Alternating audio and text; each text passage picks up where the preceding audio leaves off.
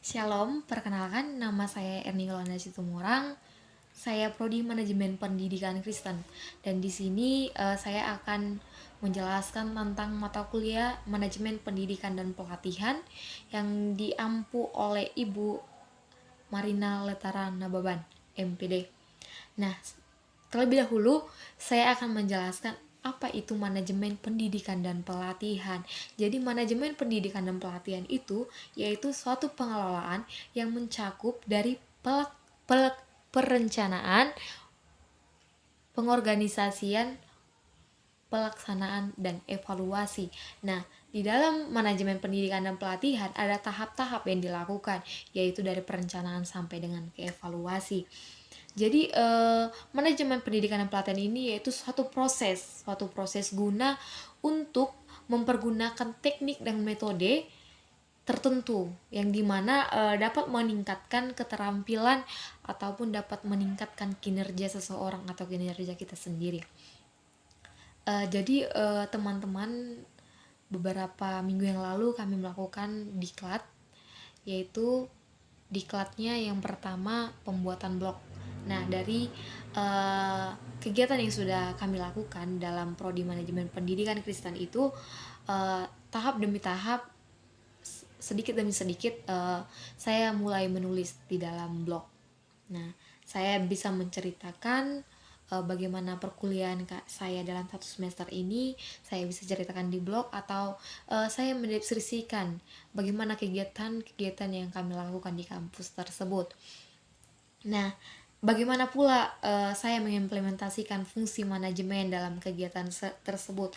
Nah, jadi saya melakukan fungsi manajemen itu sudah sesuai dengan tujuan yang sudah ditetapkan dalam kegiatan tersebut, yaitu sehingga dalam fungsi manajemen dari perencanaan, pengorganisasian, pelaksanaan, dan evaluasi sudah berjalan dengan baik, sehingga adanya suatu tujuan yang dapat dicapai dalam kegiatan tersebut.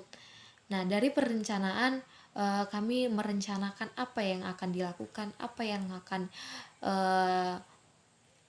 akan dilaksanakan, dan di mana tempatnya atau siapa yang menjadi petugas-petugasnya. Jadi dia terstruktur ya teman-teman. Dari perencanaan, setelah perencanaan kami melakukan pengorganisasian, yaitu pemilihan tentang siapa yang akan bertanggung jawab dalam setiap seksi-seksi tersebut, seperti itu contohnya. Dan kami tiba di dalam pelaksanaan, dan setelah kami melakukan kegiatan tersebut, kami juga melakukan evaluasi dari kegiatan tersebut. Jadi kemungkinan setelah kami melakukan evaluasi, di kemudian hari kami dapat memperbaiki untuk melakukan kegiatan-kegiatan selanjutnya. Saya juga memberikan penilaian dan evaluasi dari saya dalam kegiatan yang sudah kami lakukan dalam penulisan blog atau public speaking. Nah, saya memberikan penilaian semua cukup baik ya. Cuman adanya sedikit contohnya dalam penyusunan acara mungkin tidak sesuai ya.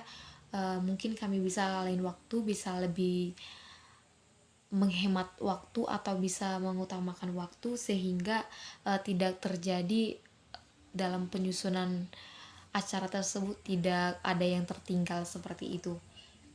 Jadi dalam kegiatan ini memang saya sendiri dalam kegiatan manajemen pendidikan dan pelatihan yang sudah kami lakukan sangat bermanfaat bagi saya, karena saya terlebih dahulu saya mengerti dalam menulis blog, bahkan kegiatan saya sehari-hari bisa saya tulis di sana, dan bahkan apapun yang kami lakukan di area kampus kami bisa menulisnya di sana. Jadi kegiatan yang sudah kami lakukan dalam manajemen pendidikan dan pelatihan ini sangat bermanfaat bagi saya terlebih dahulu, bahkan juga bermanfaat bagi kita semua mahasiswa, dan bisa juga bermanfaat bagi orang lain. Contohnya dalam kegiatan kami dalam public speaking. Jadi public speaking ini digunakan untuk semua orang. yaitu dalam melatih bagaimana dia melakukan public speakingnya seperti itu. Jadi manajemen pendidikan dan pelatihan ini bukan hanya diarahkan untuk satu orang saja, namun bisa digunakan untuk semua orang, untuk melatih kinerja atau melatih keterampilan lebih bagus, atau bisa disebut lebih sesuai dengan tujuan yang telah ditetapkan. Jadi dalam kegiatan itu ada dampak yang terlihat dalam kegiatan kami. Jadi menurut saya sendiri, saya memiliki dampak. Jadi kemarin ya teman-teman, dalam melakukan public speaking, kami sebagai panitia berdiskusi untuk meminta kepada para anggota-anggota untuk mempraktekkan public speaking. Nah, dari situ saya dapat belajar dan saya dapat meningkatkan kemampuan diri saya sendiri, bagaimana saya percaya diri berdiri di depan. Nah, hal-hal sederhana dapat kita latih dalam kegiatan tersebut. Jadi ada dampak, menurut saya itu ada dampak dalam kegiatan yang sudah kami lakukan. Jadi di saat kami melakukan presentasi di depan kelas atau melakukan kegiatan-kegiatan yang umum di depan banyak orang, jadi kita melatih diri kita dalam melakukan public speaking gitu, seperti itu ya teman-teman.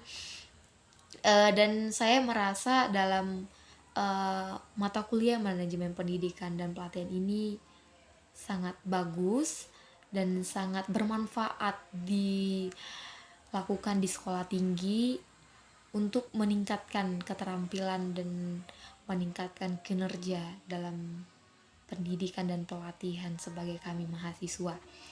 Jadi saya mempunyai saran kepada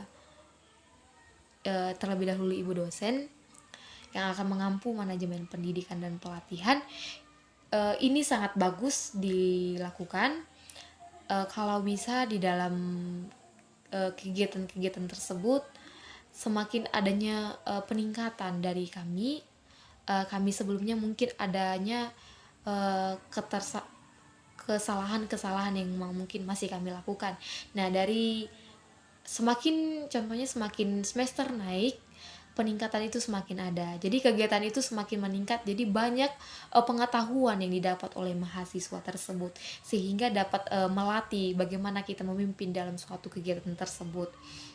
Jadi saran saya juga kepada adik junior, mahasiswa-mahasiswi lainnya, yaitu manajemen pendidikan dan pelatihan ini sangat bermanfaat bagi kita, karena ini bisa melatih diri kita sendiri, melatih kepribadian kita dalam memimpin suatu kegiatan, atau dapat bagaimana kita bertanggung jawab dalam suatu kegiatan tersebut. Jadi manajemen pendidikan dan pelatihan itu sangat bermanfaat bagi kita. Banyak ilmu yang didapat, kita bukan lagi berbicara tentang teori, namun kita langsung praktek. Ya, sekian daripada pemaparan saya tentang manajemen pendidikan dan pelatihan. Semoga dengan adanya video yang saya buat, kita semakin termotivasi dalam proses perkuliahan atau pembelajaran. Semoga Tuhan Yesus memberkati. Shalom, sampai jumpa.